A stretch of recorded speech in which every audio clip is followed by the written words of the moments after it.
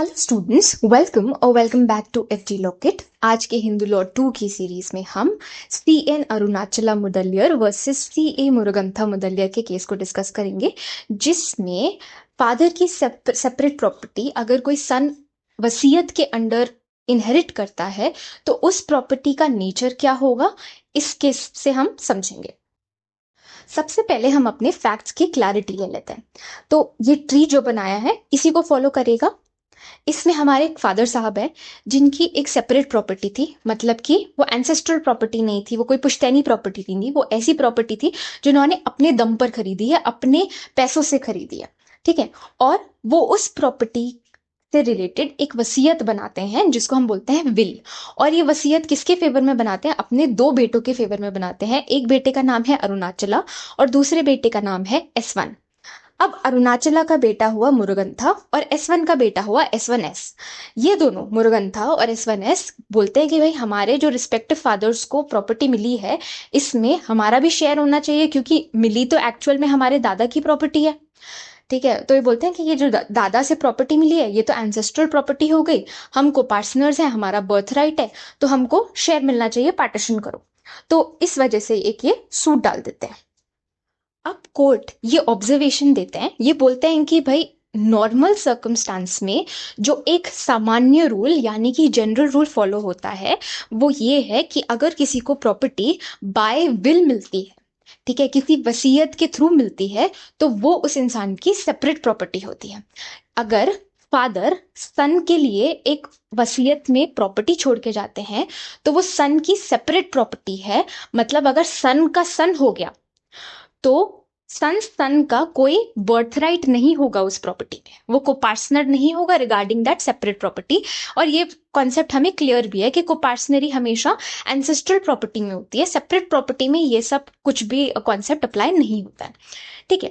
पर कोर्ट यहाँ पर एक बहुत इंपॉर्टेंट बात बोलते हैं, और आपके पास कभी भी ये क्वेश्चन आए आपको ये जितने भी सारे पॉइंट्स है ना जो भी हम यहाँ पर डिस्कस कर रहे हैं ये जरूर लिखना है।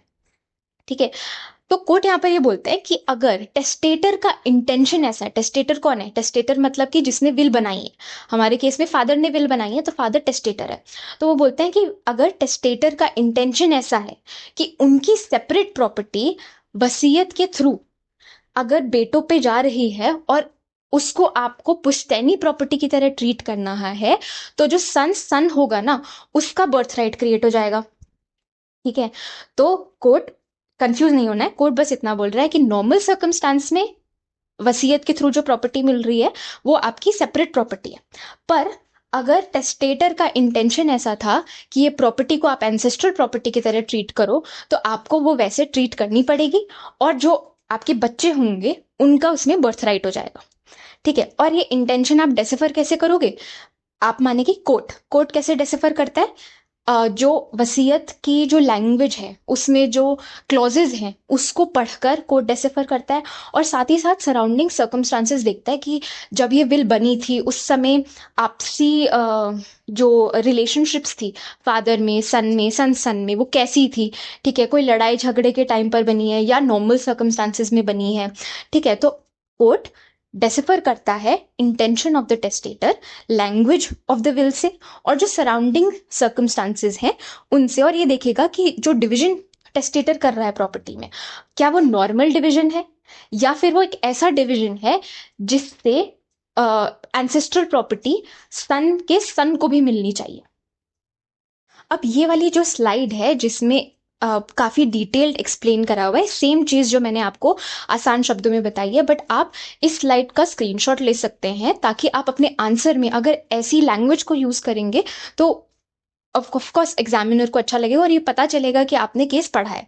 तो ये डायरेक्टली केस से लिया गया है जो मैंने आपको पिछले उसमें कॉन्सेप्ट बताया। तो कोर्ट यहाँ पर ये ऑब्जर्व करती है कि जो डिस्ट्रीब्यूशन करता है प्रॉपर्टी का टेस्टेटर, आपको वो देखना पड़ेगा कि वो डिस्ट्रीब्यूशन उसने किस तरह से किया है। अगर डिस्ट्रीब्यूशन ऐसा है कि वो ये कह रहा है कि जो मेरे बेटे हैं सिर्फ उनको ये प्रॉपर्टी मिलेगी, तब तो वो उसका इंटेंशन ये है कि वो एक सेपरेट प्रॉपर्टी की तरह ट्रीट हो, तो उसका इंटेंशन प्रिवेल करेगा, और जो सन होगा उसका कोई बर्थ राइट नहीं होगा। बट अगर टेस्टेटर का इंटेंशन ये है कि जो मेरे बेटे का बेटा होगा उसका भी इसमें कुछ राइट होगा, तो मतलब उस का इंटेंशन उस प्रॉपर्टी को एक एंसेस्ट्रल प्रॉपर्टी की तरह ट्रीट करना है, ऑटोमेटिकली वो प्रॉपर्टी एंसेस्ट्रल बन जाती है और सन के बेटे का भी उसमें हिस्सेदारी हो जाती है। कोर्ट फाइनली बोलते हैं कि जो मुरुगंथा हैं और S1S जब प्लेंटिफ बनकर कोर्ट में गए थे, ये प्रूव नहीं कर पाते हैं कि जो उनके ग्रैंडफादर ने वसीयत बनाई थी, उस वसीयत में उनके दादाजी का ये इंटेंशन था कि उनकी सेपरेट प्रॉपर्टी को एंसेस्ट्रल प्रॉपर्टी की तरह ट्रीट किया जाए। और क्योंकि वो ये प्रूव नहीं कर पाते हैं, तो कोर्ट बोलते हैं कि आपका जो क्लेम है वो अनसक्सेसफुल है, आपका सूट डिसमिस कर दिया जाता है। तो हमें एंड में समझना ये है कि जनरल रूल ये है कि किसी को अगर सेपरेट प्रॉपर्टी मिल रही है, मतलब सन को अगर फादर की सेपरेट प्रॉपर्टी मिल रही है वसीयत के थ्रू, तो वो सन की सेपरेट प्रॉपर्टी होती है।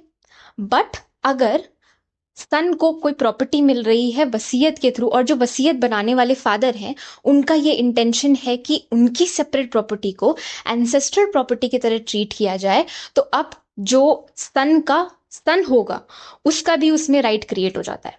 बस इतनी सी बात समझनी है और आपको कुछ भी कंफ्यूज नहीं होना है। पिछले स्लाइड्स में जो जैसे टेबल बनी हुई है, इसके थ्रू अगर आप समझेंगे तो आपको बहुत क्लैरिटी रहेगी और अपनी नोट्स बनाते रहिएगा। आई होप ये कॉन्सेप्ट सबको क्लियर होगा। Thank you so much for joining in.